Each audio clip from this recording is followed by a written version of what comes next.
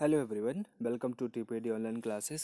कल के video lecture में हमने इकोनॉमिक्स का नया चैप्टर स्टार्ट किया, पॉवर्टी एज ए चैलेंज, जिसमें हमने आपको पॉवर्टी की डेफिनेशन समझाई थी और कुछ इंडिकेटर्स समझाने की कोशिश की थी कि कौन कौन से इंडिकेटर्स हैं जिसके थ्रू हम पॉवर्टी को कैलकुलेट कर सकते हैं, मेजरमेंट कर सकते हैं। अभी हमें ये जानना है कि इस पॉवर्टी से सबसे ज़्यादा वल्नरेबल ग्रुप है कौन, वल्नरेबिलिटी है किसकी।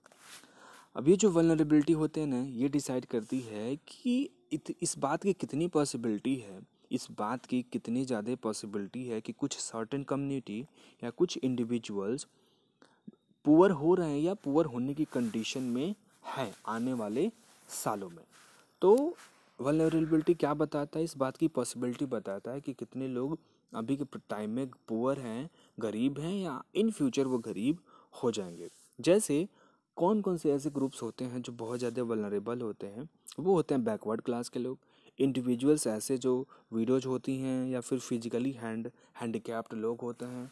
ये तीन ऐसे कम्युनिटी होती हैं जो बहुत ही ज़्यादा वल्नरेबल होती हैं गरीब होने की।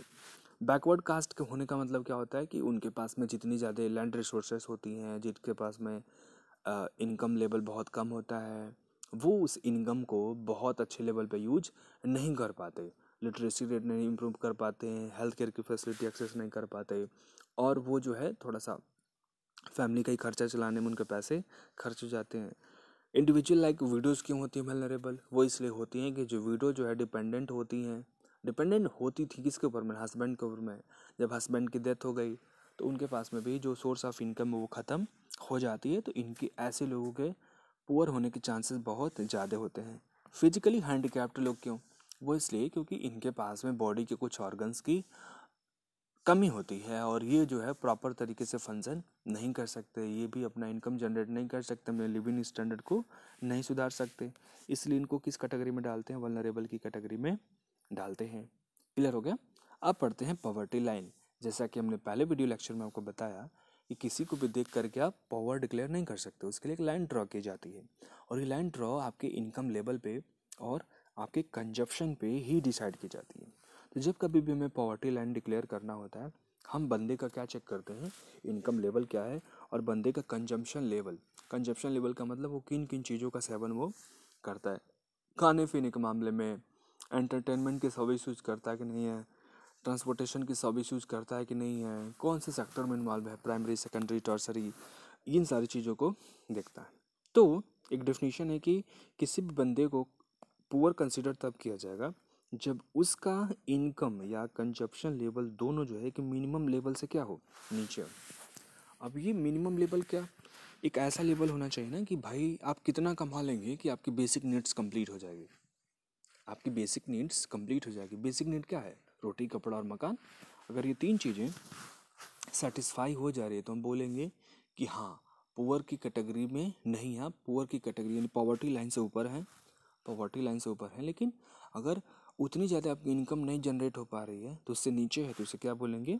उससे ये बोलेंगे कि हाँ, आप पॉवर्टी लाइन से नीचे और बिलो पॉवर्टी लाइन के आप बीपीएल की कैटेगरी में आते हैं। जैसे कि डेटा है 2009-10 में ये देखा गया कि अगर कोई भी बंदा 673 रुपीज़ पर मंथ का रूरल एरिया में कमा पा रहा है, 673 रुपीज़ रूरल एरिया में कमा पा रहा है और अर्बन एरिया में 860 रुपीज़ कमा पा रहा है, तो अगर इतने पैसे कमा रहा है तो वो अपने बेसिक नीड्स को फुलफिल कर सकता है। अगर इतने पैसे वो कमा रहा है 2009 और 10 में, तो वो अपने बेसिक नीड्स को फुलफिल कर सकता है। इससे ज़्यादा अगर इनकम है तो वो एपीएल अपर पॉवर्टी लाइन है, अगर इससे नीचे है तो उसे क्या बोलते थे? Below poverty line. ये जो पॉवर्टी लाइन से रिलेटेड कौन सी इंडिया में कौन कौन सी कम्युनिटी पुअर है, किसकी कितनी ज़्यादा इनकम है, कौन सी फैसिलिटी मिल पा रही है कि नहीं मिल पा रही है, इसके लिए क्या होता है कि समय समय पे गवर्नमेंट क्या करते रहती है ना, सर्वे कंडक्ट करवाती रहती है। ये सर्वे कंडक्ट करने का काम एक गवर्नमेंट की ऑफिस करती है जिसको बोलते हैं NSSO, national sample survey organisation, national sample survey organisation. तो इसी ऑर्गेनाइजेशन ने, जो गवर्नमेंट की ही एक डिपार्टमेंट के अंदर में आता है, उन्होंने ये पता लगाया कि इंडिया में लगभग 55% लोग ऐसे थे, 55% लोग ऐसे थे 73 में जो पुअर थे। 55% जितने भी लोग रहते थे, आधे से अधिक आबादी क्या थी? 1973 में गरीब थी। ये ये जो है धीरे धीरे धीरे क्या कर गई है, डिक्लाइन करके कितनी आ गई, 36% आ गई आने वाले 20 सालों में। यानी 1993 तक जितनी भी आबादी थी कंट्री की, उसके 36% पॉपुलेशन ही क्या थी, गरीब थी, जो पहले कितनी होती थी 55%। सन 2000 में ये देखा गया कि जितनी भी इंडिया की आबादी है उसका 26% लोग जो है पॉवर्टी लाइन के नीचे में है। अभी पुअर जो लोग हैं पॉवर्टी लाइन में जो लोग थे, इनकी संख्या धीरे धीरे धीरे धीरे डिक्रीड हुई है, धीरे धीरे धीरे धीरे क्या हो रही है, डिक्रीज हो रही है। इसके पीछे कुछ ना कुछ तो रीजन होगा। रीजन बिल्कुल है, गवर्नमेंट ने पॉवर्टी को इम्प्लीमेंट करने के लिए बहुत सारे स्टेप्स लिए और इन्हीं स्टेप्स का ये नतीजा रहा, पॉजिटिव इनकम ये रहा कि पॉजिटिव आउटकम ये रहा कि जो है गरीब लोगों की संख्या धीरे धीरे धीरे धीरे कम हुई है। और अगर देखेंगे पॉवर्टी इंडिया में तो ये परसेंटेज वाइज भले ही रिड्यूस हुई हो, लेकिन नंबर वाइज बहुत ज़्यादा है। जैसे बोल रहे हैं ना, इंडिया में 138 करोड़ लोग हैं अभी के, या 135 करोड़ लोग हैं। अगर उसका आप सोचिए ज़रा 20% ही निकालेंगे, करोड़ों में ही संख्या जाएगी। तो परसेंटेज भले ही कम दिख रहा हो, लेकिन ये नंबर बहुत ज़्यादा है। नंबर में अगर कैलकुलेट करेंगे तो बहुत ज़्यादा है। कौन कौन से सोशल ग्रुप्स है जो बहुत ज़्यादा वल्नरेबल हैं, उसमें दो ही आते हैं। एक हो गए एससी कम्युनिटी के लोग और दूसरे हो गए एसटी कम्युनिटी के लोग। एससी का मतलब शेड्यूल कास्ट और शेड्यूल ट्राइब। ये जो दोनों लोग कम्युनिटी के लोग होते हैं, इनकी भी वल्नरेबिलिटी बहुत ज़्यादा होती है पुअर होने की।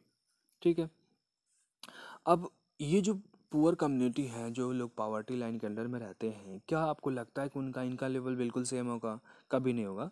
हमेशा इनकी इनकम लेवल में क्या देखने को मिलती है, इनइक्वालिटी देखने को मिलती है। जैसे किसी भी पुअर फैमिली में ओल्ड पीपल हैं, वुमेन हैं, फीमेल चिल्ड्रंस होती हैं, इनको जो हमेशा फैमिली के अंदर में इक्वल रिसोर्सेस का डिस्ट्रीब्यूशन नहीं हो पाता है।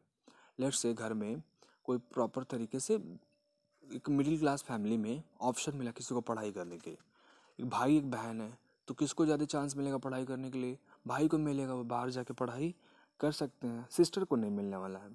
तो इससे क्या होता है कि जो रिसोर्स था, यहाँ पे क्या होगा, डिस्क्रिमिनेशन होगा ना एक बेसिस पे, इनइक्वलिटी हो गई उस गर्ल चाइल्ड के साथ में। यानी वहाँ पे जो है वो फैमिली क्या रहेगी, पुअरेस्ट की पुअर ही रह जाएगी, पुअरेस्ट की पुअर ही रह जाएगी।